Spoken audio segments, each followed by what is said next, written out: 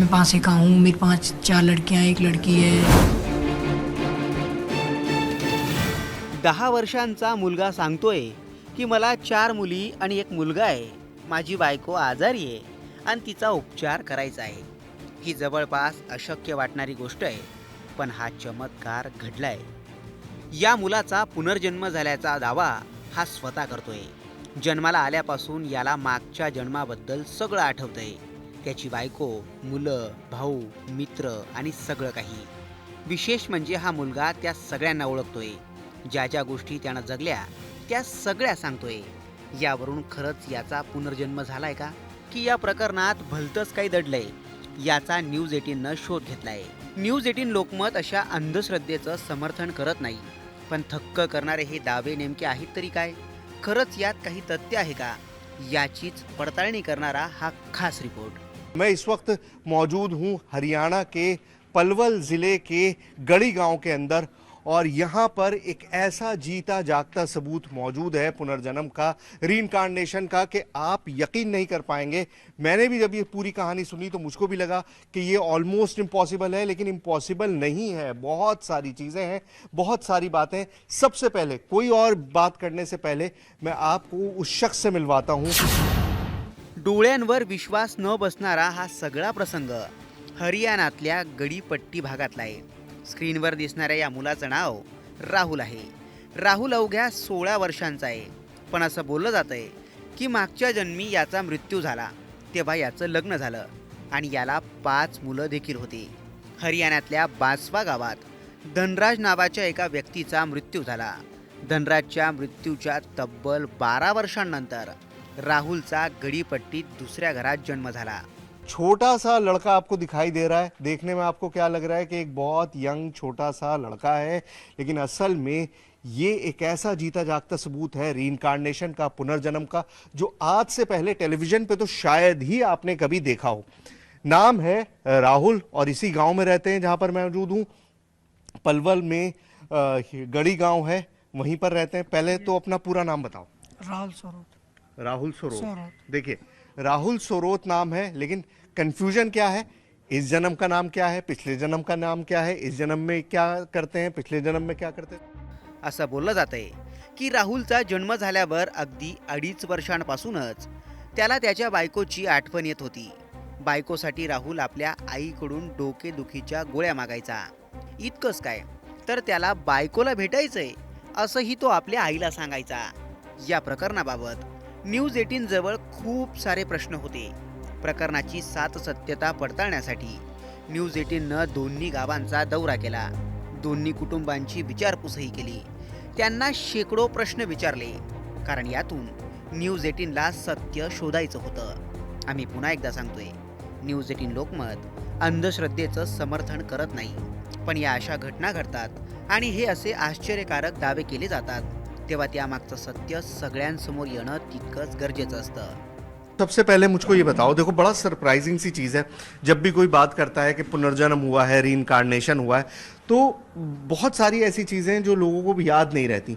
तुम्हें कब से ये सारी चीज़ें याद आनी शुरू हुई? शुरू से याद में सारी चीज़ें, शुरू से मतलब? जब से जन्म हुआ है।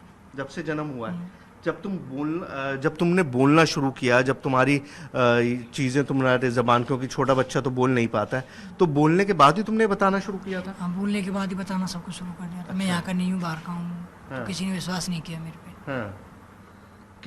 क्या रिएक्शन था जब तुमने अपने माँ बाप को ये बताना शुरू किया कि जी मेरा नाम राहुल नहीं है, धनराज है? कुछ नहीं, सब ये कहते, बच्चे समझ के सब हंस जाते थे और सब नीट टला दिया। अच्छा, सब हंसने लगते थे तुम्हारे ऊपर। तुम कहते क्या थे शुरुआत में, जब तुमने ये पुनर्जन्म की बात करनी शुरू करी, तो तुम कहते क्या थे? कि मैं यहाँ का नहीं हूँ, बाहर गाँव का हूँ, मुझे वहाँ पे छोड़ आओ और वहाँ पे करे आओ, मैं नहीं रहना चाहता। भागता था, सब पे पकड़ पकड़ के लावे। अच्छा, जब तुमने ये सारी बातें बताई, तो उसके बाद पहले तो लोग हंसते थे। तुम जैसे कह रहे हो कि तुम्हारे घर वाले सोचते होंगे छोटा बच्चा ये किस तरह की बातें कर रहा है, तो बेकार की बातें हैं। उसके बाद फिर क्या हुआ? सीरियसली लेना कैसे शुरू किया? जब सीरियसली लेने जब चालू करा, जब मेरी वाइफ यहाँ पे आई थी। अच्छा, तुम्हारे पुनर्जन्म की वाइफ यहाँ पर आई थी। देखिए कितनी शॉकिंग चीज़ है। अब आपको लग रहा होगा इस बच्चा, छोटा सा बच्चा है, कौन सी क्लास में पढ़ते हो तुम? 10th क्लास में पढ़ते हैं, 15-16 साल की उम्र होगी तुम्हारी, 16 साल की उम्र है, और ये कितना कॉन्फिडेंटली बता रहा है कि लोगों को जब महसूस होना शुरू हुआ जब मेरी पत्नी यहाँ पर आई। इनकी शादी अब नहीं हुई है, पुनर्जन्म की शादी की बात कर रहे हैं। सुरुवातीला राहुलला कुणीच गांभीर्यानं घेतलं नाही, पण राहुल सातत्यानं आपल्या मागच्या जन्माबद्दल बोलू लागला तेव्हा लोकांना आश्चर्य वाटलं. पहिल्या जन्मीच्या बायकोबाबत राहुलनं कित्येक आश्चर्यचकित करणाऱ्या गोष्टी सांगितल्यात. जब ये तुमने बचपन में चीज़ें बतानी शुरू करी, फिर तुम्हारे परिवार ने क्या किया? ढूंढने की कोशिश की, तलाशने की कोशिश की, कैसे पता चला?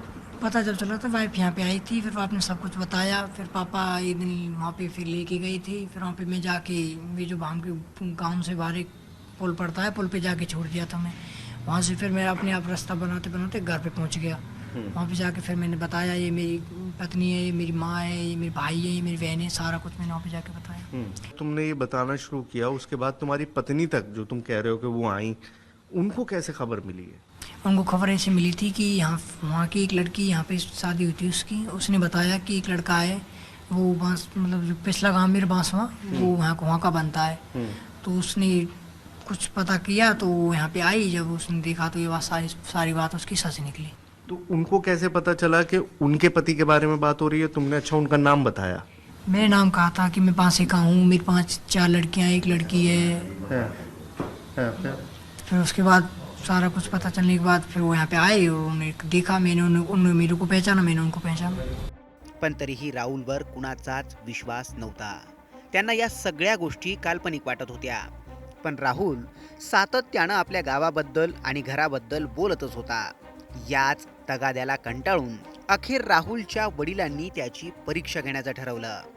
सर मुझको ये बताइए, जब इस बच्चे ने पहली बार ये बोलना शुरू किया कि मैं इस गांव का नहीं हूँ, मैं तो उस गांव का हूँ, तो आपने क्या किया उस वक्त?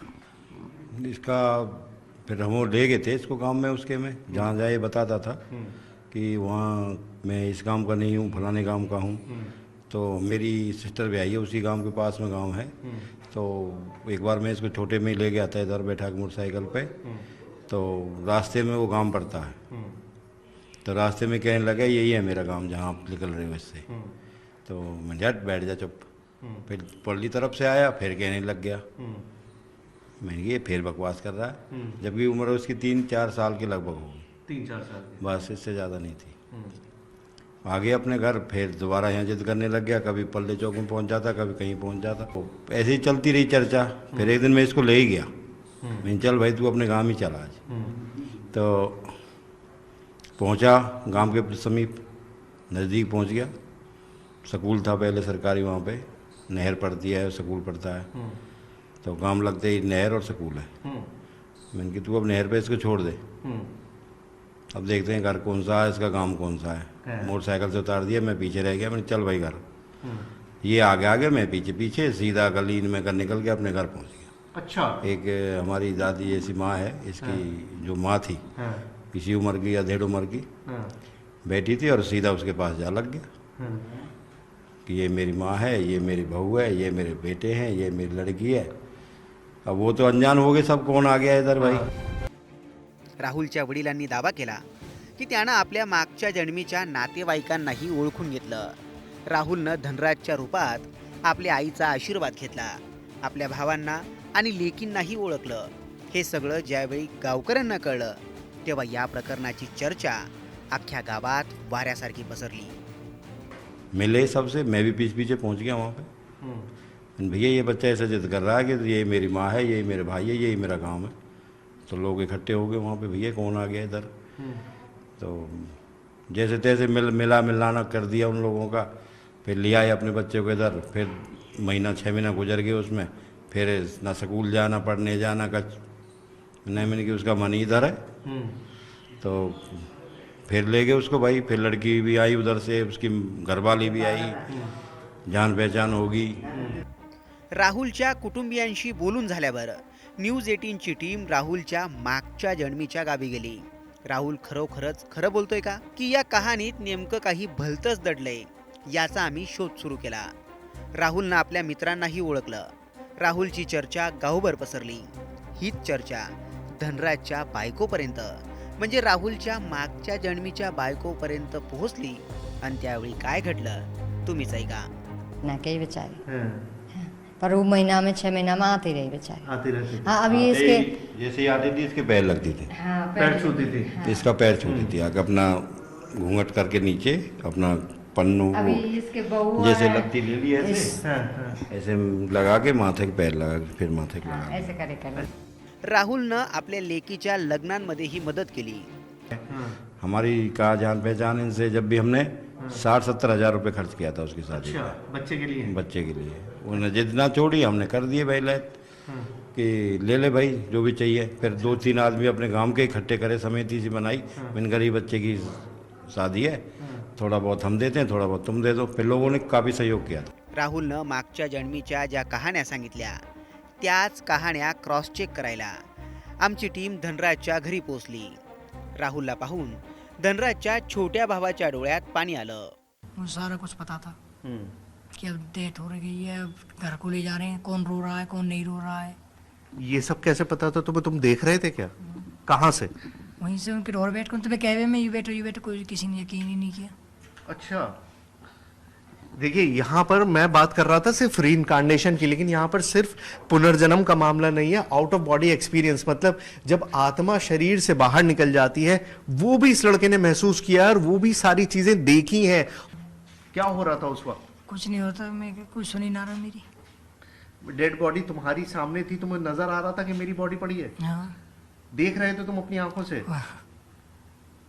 तो यार ये बड़ी सरप्राइजिंग सी चीज़ है। मैं खुद मतलब बहुत शॉक्ड हूँ। अगर मैं इस मामले को समझूं तो तुम्हें कैसे, तुम उस वक्त क्या महसूस कर रहे थे जब तुम देख रहे थे अपने आप को कि तुम लेटे हुए हो, तुम्हारे आसपास पड़ोस में तुम्हारे रिश्तेदार बैठे हुए हैं, रो रहे हैं, तुम्हारे बच्चे हैं, तुम्हारी बीवी होंगी, सब रो रहे होंगे, तुमने क्या महसूस किया? तुम उन्हें चुप कराने की कोशिश कर रहे थे, क्या कर रहे थे? चुप कराए में कोई रो मत, में रो किसी ने यकीन ही ना कर, कहीं ध्यान ही ना दी मेरी तरफ। सब अपनी कोई रो रहा है, कोई कच कर रहा है, कोई कच कर रहा है। मतलब तुम बार बार टोक रहे थे लेकिन कोई सुन नहीं रहा था, वो तुम्हारी आवाज सुन नहीं पा रहे थे, तुम्हें देख नहीं पा रहे थे। मैंने टच भी करा, टच भी नहीं हो पा रहे थे। उसके बाद क्या हुआ फिर? उसके बाद मैं 12 दिनों तक घर पे रहा, फिर उसके बाद हवन फवन हो गया, मैं चला गया। 12 दिन तक तुम उसी घर में रहे? घर में कहाँ रहे? कमरे में रहे, पेड़ पे रहे, कहाँ रहे? पेड़ पे। कौन सा पेड़ था? बाहर घर के। किस चीज का पेड़ था? नीम का। राहुलच्या या दाव्यांनी अनेक प्रश्नांना तोंड फुटले. खरंच पुनर्जन्मासारखी गोष्ट अस्तित्वात असते का, की मग यात काही भलतंच दडलेलं आहे? ही शोध घेण्यासारखी गोष्ट आहे. तुर्तास 16 वर्षांच्या मुलाने केलेले दावे धक्कादायक आहेत. खरंच त्याचा पुनर्जन्म झालाय का, याचं उत्तर तज्ज्ञच देऊ शकतात. याबाबत तुम्हाला काय वाटतं? कमेंट करून नक्की कळवा.